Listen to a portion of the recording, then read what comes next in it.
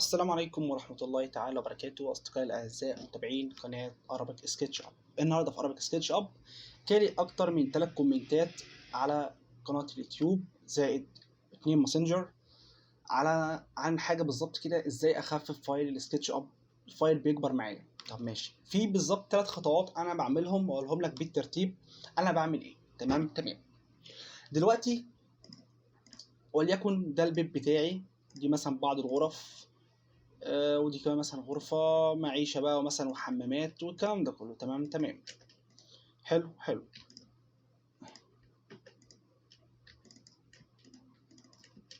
وليكن مثلا كده طلعنا بحاجة بسيطة، وده كده كمان، وده كده حلو. دي مثلا أوضة، غرفة نوم، غرفة معيشة، حمام أو مطبخ.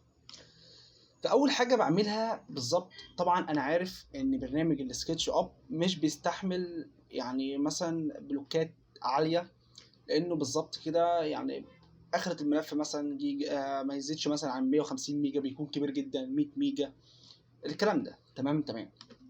ففي ناس مثلا بتاخد ملفات من الماكس وتحولها سكتش اب. فطبعا زي ما احنا عارفين ملف الماكس ممكن تلاقي مثلا كرسي هناك قد حجم الملف كله بتاع السكتش اب. تمام، لان هناك جودة عالية وسيجمنت كتير عشان يبان مرن اكتر والكلام ده. فانا بالظبط بعمل 3 حاجات. اول حاجه بعملها اللي انا مثلا بروح داخل هنا، هي طبعا بتكون موجوده هنا بس لكن انا مسحها.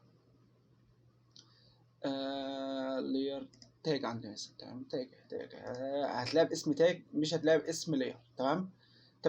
عندي بدخل على التاج كده، انا كده واقف على لير الزيرو. فمثلا ممكن اعمل تاج واخليها مثلا لون معين، مثلا اخضر او اي حاجه. تمام، دوست اوكي، ادوس كليك يمين، قلت مثلا دي تري شجر. تمام، عملت لير كمان، وليكن مثلا قلت ديت مثلا عباره، وليكن يعني انا قلت دي شجر مثلا، دي بيدروم. عملت لير كمان مثلا بسروم. اوكي، حمام. حلو. فدلوقتي انا بفرش الغرفه دي الاولى اللي هي يعتبر غرفه النوم بتاعتي. فبدخل على البيس روم بتاعي، بيدروم قصدي، وادوس كليك هنا بخل السهم عليها. تمام. واروح كده جاي مثلا عامل فايل امبورت، واخش مثلا اشوف سرير مثلا او اي حاجه، مثلا بس روم. اوكي، مثلا وليكن سرير متكامل اهوت. حطيت السرير بتاعي، جيت مثلا عملت امبورت تاني، ظبطت مثلا شويه حاجات تانية مثلا، ليكن السرير مثلا، مش عايز بس سرير مثلا، ممكن اخش في حكايه كلوز مثلا ستيج. اوكي، وليكن مثلا حطيت هنا بتاع. تمام. لقيت مثلا ملف تقل معايا، فعندي اول حل طبعا، انا واقف على البيدروم، اروح راجع لللاير الاولى بتاعتي واروح جاي هنا عامل اخفاء، اخلص يعني. فاهم قصدي؟ انا دلوقتي خلصت البيدروم بتاعي، خلصت الفرش البيدروم بتاعي. تمام، فبخفيها. حلو. واروح اشتغل مثلا على الحمام بتاعي، اضيف له مثلا شويه الحاجات بتاعته، وبرضو اعمل له اخفاء. تمام. افضل اعمل اخفاء لكل حاجه، او مثلا الافضل برضو يعني ساعات بستخدمها. طب دلوقتي يا باشمهندس انا واقف لسه على البيدروم وحاسس انا لو خفيت الملف كله هيتخفي، فانا عايز مثلا اخفي حاجه بسيطه بحيث او الملف مثلا يخف معايا.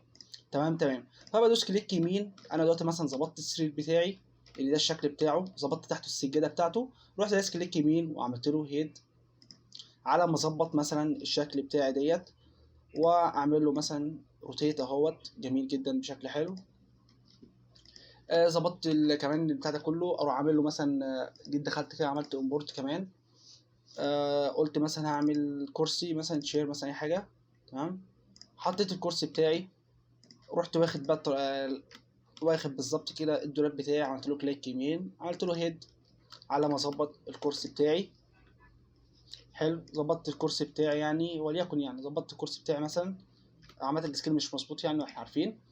لقيت الشكل معايا مناسب وكل حاجه، عارف ان الملف ممكن يتقل معايا، اروح اعمل edit in head all واشوف خلاص الشكل بتاعي النهائي. خلاص شفت الشكل بتاعي النهائي، اروح داخل على اللاير زيرو بتاعته، ادوس عليها كليك يمين، كليك شمال مرتين، واروح جاي على البيدروم، اروح عامل حكايه الاخفاء. الملف رجع معايا كانه 0 0. تمام. يبقى انا بستخدم حكايه اللاير، اما حكايه ان انا امسك كليك واعمل هيد لحد ما اظبط كل حاجه. تمام. طب في حاجه بقى ثالثه معايا، ودي عامه يعني هي مش قويه جدا، بس دي عباره عن ايه؟ ان انا شغال في ملف كبير وحطيت بلوكات ومسحت بلوكات، فممكن وانا بمسح بلوك معين يكون مثلا ليه شويه حاجات بسيطه اتضافت له، كفيروس مثلا بسيط، كليرز مثلا كتيره، وليكن مثلا السرير ده الراجل اللي عمله فراح عامل لير للقماش، عمل لير للخشب، فلما جيت نزلته للسكتش اب وجيت مسحته، في حاجات اتمسحت وحاجات ما اتمسحتش، فدي بيسبب لي ضغط ايه على الجهاز بتاعي. فادخل على قائمه الويندو، وادخل على تقريبا مش تمام. ادخل على الويندو مود انفو، الاقي حاجه اسمها اهي استاتس. تمام. واعمل بيرج ان يوزد، دي بالظبط هيعمل لي اول حاجه. هنا بيقول لي انت عندك 86 اتش، عندك 35 فيسز. تمام. فهنا مثلا لو في حاجه بايظه عندي، فهيعمل لي بيرج اللي هو هيمسح لي الحاجات الفاضيه، وبعد كده اعمل فيكس، فهيقول لي مفيش اي مشاكل عندك. لما تشتغل في مشاريع كبيره هتضطر انك كل شويه تعملها. تمام. عندي برضو حاجه بقى رابعه، ودي عامه مش معايا، لان دي للناس اللي بتستخدم بقى مثلا برنامج الفري، برنامج النسكيب. فيما بعد بقى مثلا في الماكس الكورونا والكلام ده بنستخدم حاجه اسمها بروكسي. ده بيخلي الملف بس يعني شكله موجود، بس بيبان على شكل مثلا بوكسات صغيره، على شكل مثلا خطوط بس فقط. تمام. بس انا كواحد شغال سكتش اب لوميون او سكتش اب اي برنامج، لازم اكون شغال على الحاجتين اللي انا قلت لك عليهم، وتعمل التالتة كل شويه. ايه هما الحاجتين؟